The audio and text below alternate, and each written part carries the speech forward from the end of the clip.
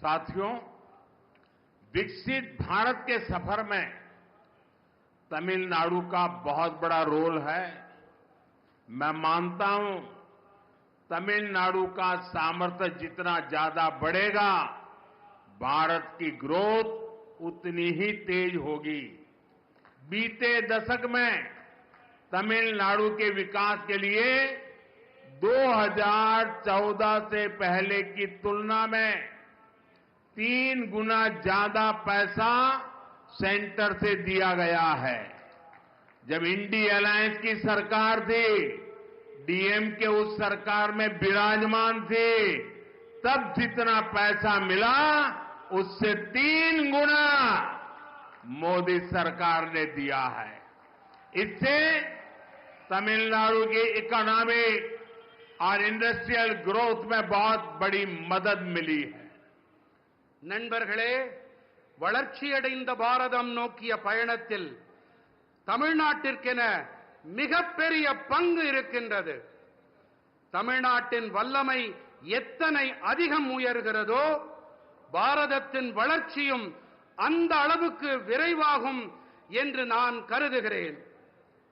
கடந்த 10 ஆண்டிலே தமிழ்நாட்டின் வளர்ச்சிக்காக 2014ஆம் ஆண்டிற்கு முந்தைய காலத்துடன் ஒப்பு நோக்கும்போது திராவிட முன்னேற்றக் கழகத்தின் ஆட்சி கூட்டணியில் இருந்தபோது இருந்ததை விட 3 மடங்கு அதிக நிதியை மத்திய அரசு அளித்திருக்கிறது. தமிழ்நாட்டின் பொருளாதாரம் மற்றும் தொழில்துறை வளர்ச்சிக்கு இது மிக அதிக அளவு உதவி இருக்கின்றது.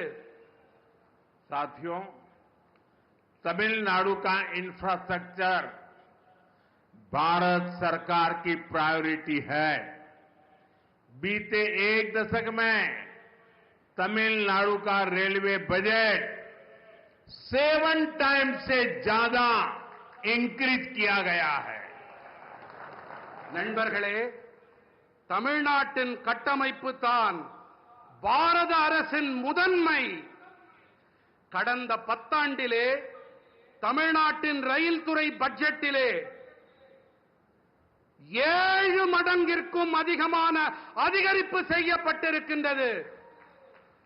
इसके बावजूद भी कुछ लोगों को बिना कारण रोते रहने की आदत है, वो रोते रहते हैं। இவற்றையெல்லாம் செய்த பிறகும் கூட சிலர் அழுது கொண்டே இருக்கிறார்கள்.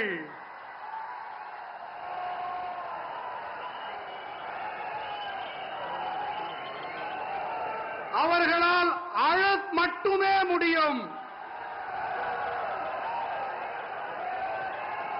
அவர்கள் அழுதுவிட்டு போகட்டும்.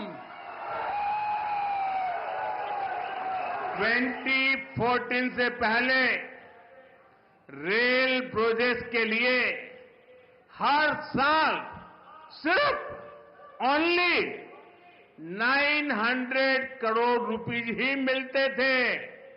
और आपको पता है, उस समय इंडी अलायंस के मुख्य कर्ता धर्ता कौन थे, ये आपको पता है। इस वर्ष तमिलनाडु का रेल बजट 6,000 करोड़ रुपए से ज्यादा है। भारत सरकार यहां के 77 रेलवे स्टेशन को मॉडर्न भी बना रही है। इसमें रामेश्वरम का स्टेशन भी शामिल है।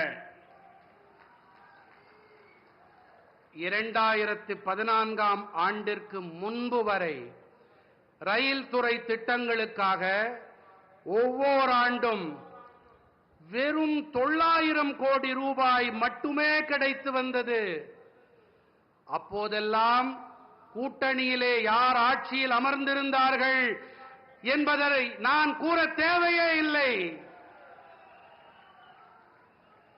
இந்த ஆண்டு தமிழ்நாட்டின் ரயில் பட்ஜெட் 6000 கோடி ரூபாய்க்கும் அதிகம். பாரத அரசு தமிழ்நாட்டில் இருக்கும் 77 ரயில் நிலையங்கள் நிலையங்களையும் நவீனப்படுத்தும் பணிகளில் ஈடுபட்டு வருகின்றது. இதிலே ராமேஸ்வரம் ரயில் நிலையமும் இடம் பெற்றிருக்கின்றது.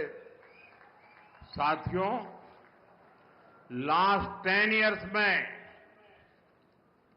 प्रधानमंत्री ग्राम सड़क योजना के तहत गांवों के रोड और हाईवे के क्षेत्र में भी बहुत सारा काम हुआ है.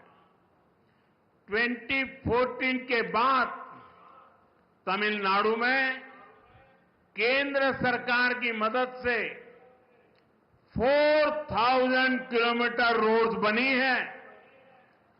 चेन्नई पोर्ट को कनेक्ट करने वाला एलिवेटेड कॉरिडोर शानदार इंफ्रास्ट्रक्चर का एक बेहतरीन उदाहरण बनेगा.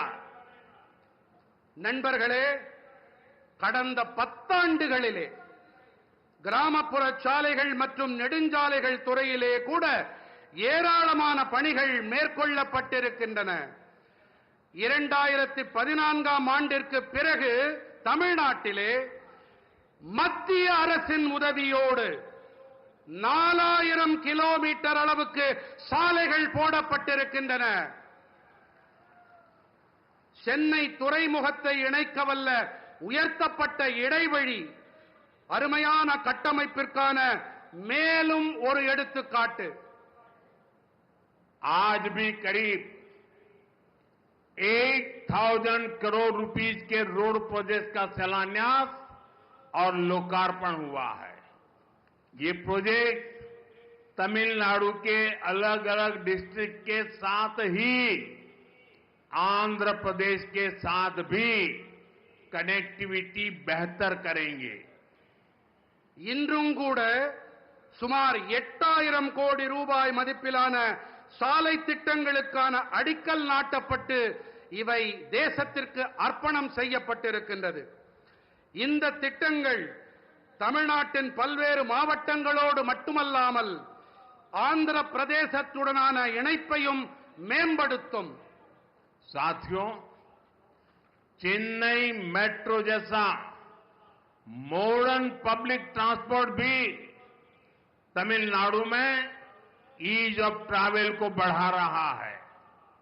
हमें याद रखना है, जब इतने सारे इंफ्रास्ट्रक्चर का काम होता है तो इससे हर सेक्टर में नई जॉब भी क्रिएट होती है. मेरे नौजवानों को रोजगार के नए अवसर मिलते हैं.